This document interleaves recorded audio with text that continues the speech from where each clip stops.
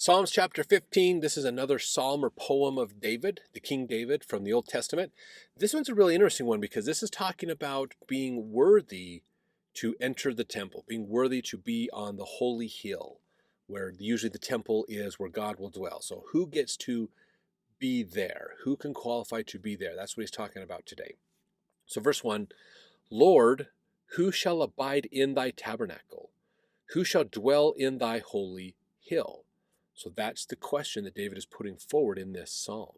And then he's going to spend the rest of it answering it. So, verse 2, he that walketh uprightly and worketh righteousness and speaketh the truth in his heart. So, walking uprightly, that is honest and integrity in life. That is worketh righteousness, so he is doing good things. He's keeping the commandments. He's helping people. Speaketh the truth in his heart. So not just speaking truth. It's one thing to know truth and speak it, but it's another one to feel it, to have that truth inside of you. And that's what he's talking about, is that truth from inside that comes forward with all of your thoughts and actions and everything else is what makes a difference. All of your, and this, you can learn this in psychology. In fact, neuro-linguistic programming's neurological levels of belief really succinctly explain this out quite a bit. Bateson has some good research on it as well, that where Robert Dilts got it for the NLP patterns. But here's what it comes down to is your outward behaviors are based upon your thoughts. Your thoughts are based upon your beliefs and intentions inside. So it all kind of goes from inward to outward, basically. You respond to the outward world based upon what you believe inside.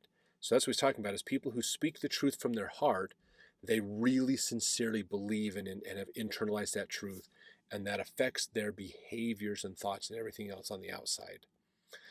Verse 3, he that backbiteth not with his tongue, nor doeth evil to his neighbor, nor taketh up a reproach against his neighbor. So verse 3 is kind of like looking at it from the opposite side. Not quite a double negative, but kind of going that way, like, well, so verse 2 is here's what he does, verse 3 is here's what he does not do, and how that defines your worthiness. He does not backbite. He does not belittle people or harass them from the, criticize people or get them from the backside there. Nor doeth he evil, so he's not trying to hurt his neighbor or do evil against his neighbor. Nor does he take reproach against his neighbor. So he's not trying to ruin his neighbor, not trying to enrich himself at the expense of his neighbor, not trying to hurt his neighbor. And his neighbor, of course, is everybody else around him, not trying to take advantage of other people. Verse 4, in whose eyes a vile person is contemned, but he honoreth them that fear the Lord. He that sweareth in his own hurt and changeth not. So it's the people that are honoring God, the people that are wanting to do the commandments, wanting to follow what God has told them, is who's qualifying to be in the tabernacle of the Lord. Verse 5, he that putteth not out his money to usury, nor taketh reward against the innocent. He that doeth these things shall never be moved. So 5 is an interesting one because 5 is dealing with monetary values, money. Who he that putteth not out his money to usury. Now, putting his money out to usury is an interesting term because technically usury is about saying, I'm going to loan you money and you're going to pay me an interest rate on that money, basically. I want that time value of my money paid to me in money.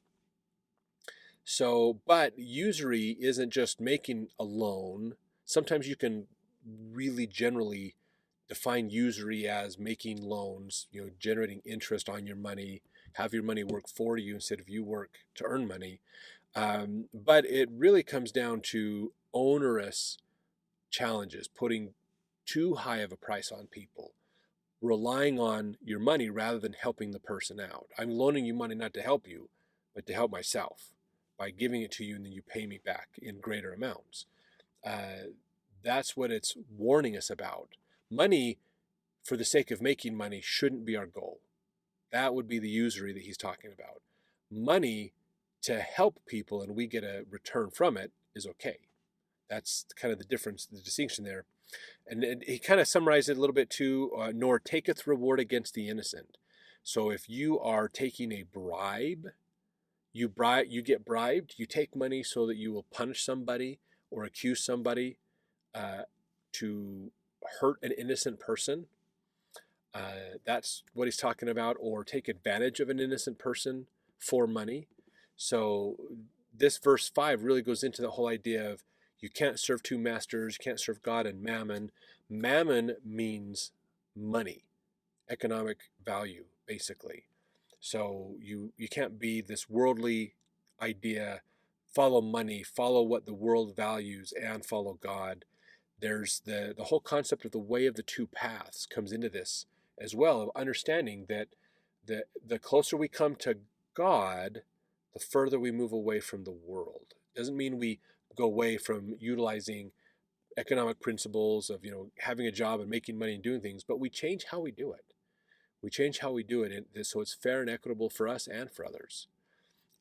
And so we might not enrich ourselves as much, but we help more people in the same time. Basically, we get our needs met and get everybody else's needs met. The emphasis is not on the money and the valuables and the status, but the emphasis is on the people. That's more of what God wants us to do. So emphasis on the stuff is the Master Mahan principle that we've talked about quite a bit in the Old Testament. So those are things you want to think about when it gets into this psalm of who qualifies for the ability to go to the temple. The people who are doing righteous, who truly believe it and feel it inside. It's coming from inside of them and out, just not outward behavior only. And the people who are really concerned about their neighbors. They really want to help people. They put their people ahead of the stuff. That's a good thing to think about. So we'll see you in the next chapter.